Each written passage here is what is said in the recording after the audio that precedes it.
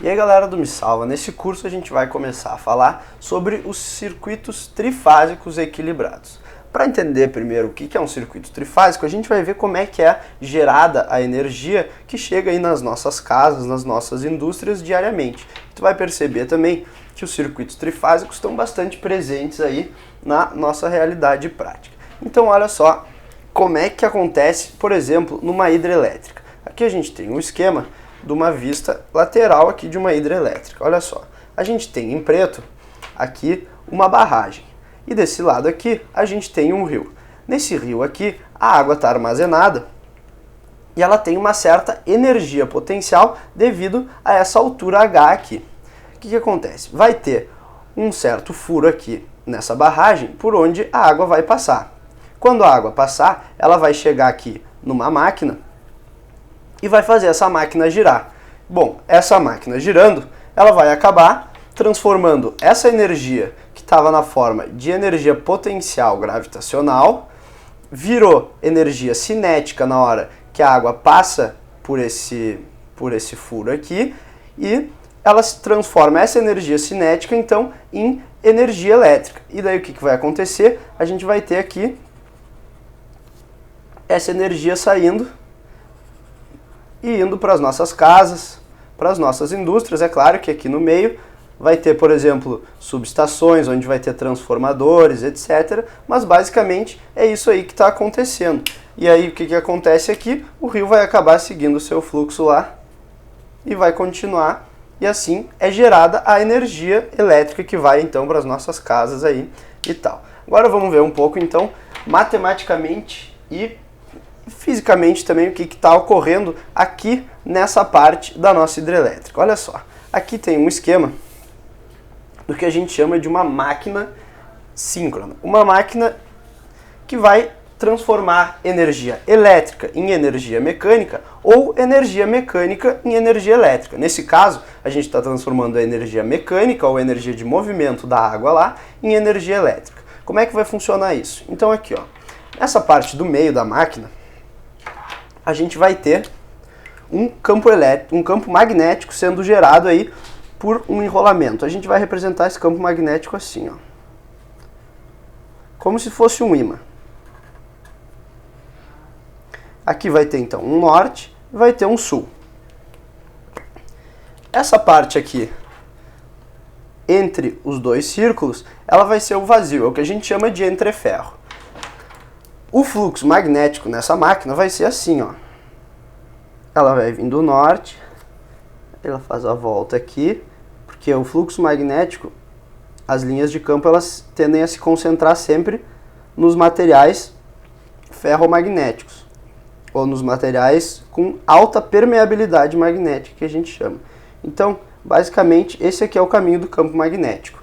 O que acontece? Aquela água que a gente viu lá da hidrelétrica, ela vai estar sendo usada para essa parte central da máquina aqui girar. Por isso que a gente chama essa parte aqui de rotor. Então ela vai ter uma velocidade ômega. Então imagina que toda essa parte aqui está girando com uma velocidade constante. Agora a gente vai inserir os nossos elementos elétricos aí, que vão ser bobinas. Como assim? A gente vai pegar e fazer enrolamentos, ó. Aqui vai ter um fio, a gente pode imaginar que ele está entrando, e aqui ele vai dar a volta lá atrás dessa máquina e vai voltar por aqui, onde ele vai estar saindo. Então a gente vai chamar esse ponto aqui de A e esse ponto aqui de A'.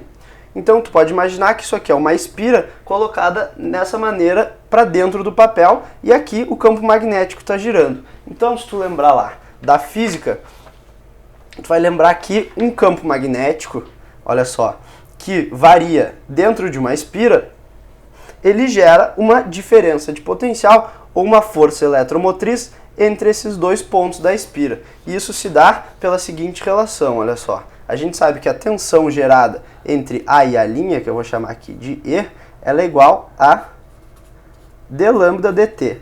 Lambda é o fluxo magnético concatenado, ou seja, ele é, na verdade, o fluxo, que é o φ, vezes o número de espiras. Como a gente tem um número de espiras constante, então a gente vai ter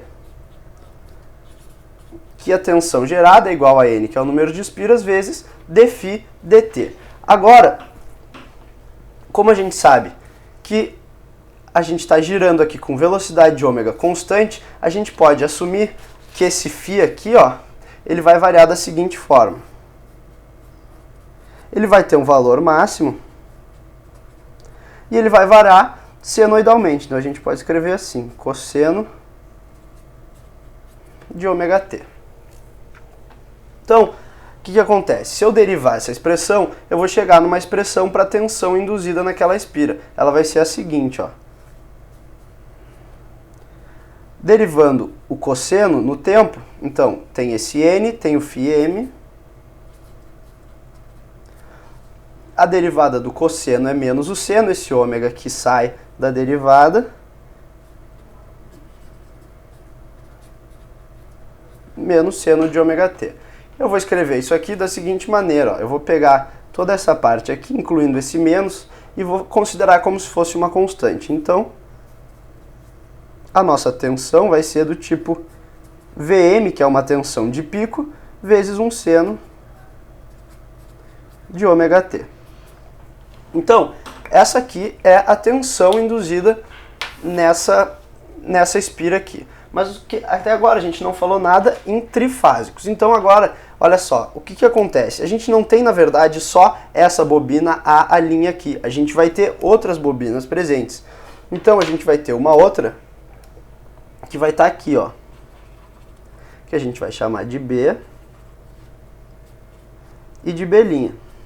E uma outra ainda que vai estar aqui, ó.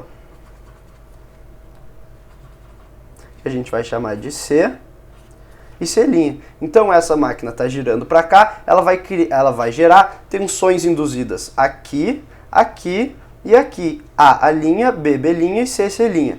Qual vai ser a diferença? É bem intuitivo tu pensar que todas essas tensões vão ter o mesmo módulo, ou seja, vão ter a mesma amplitude. A única diferença que vai ter entre elas aí é a fase. Então, se a gente for escrever essas tensões aí, a gente pode escrever da seguinte maneira, olha só. VA seria a tensão entre A e A'. VA vai ser Vm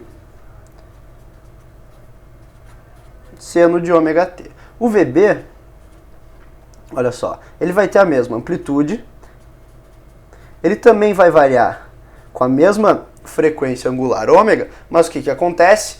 Quando o A está no máximo, o B está lá um pouquinho depois, ou seja, ele está atrasado aí de 120 graus.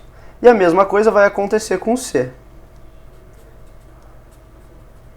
Só que agora a gente vai botar aqui mais 120 graus. Então é o VA, depois o VB e depois o VC. E essa é o que a gente chama de sequência positiva de tensões. Então agora tu já pode começar a entender por que é um circuito trifásico. Nota que a gente vai ter 3 tensões aí. A', B', e C'. Nas próximas aulas a gente vai falar um pouco sobre essas fontes aí de tensão, que agora, quando a gente cria uma força eletromotriz entre esses dois pontos, a gente está criando, na verdade, uma fonte de tensão senoidal. A gente vai falar sobre como essas fontes se relacionam e depois a gente vai começar a ver como é que a gente monta circuitos aí trifásicos. Era isso aí então e até a próxima aula.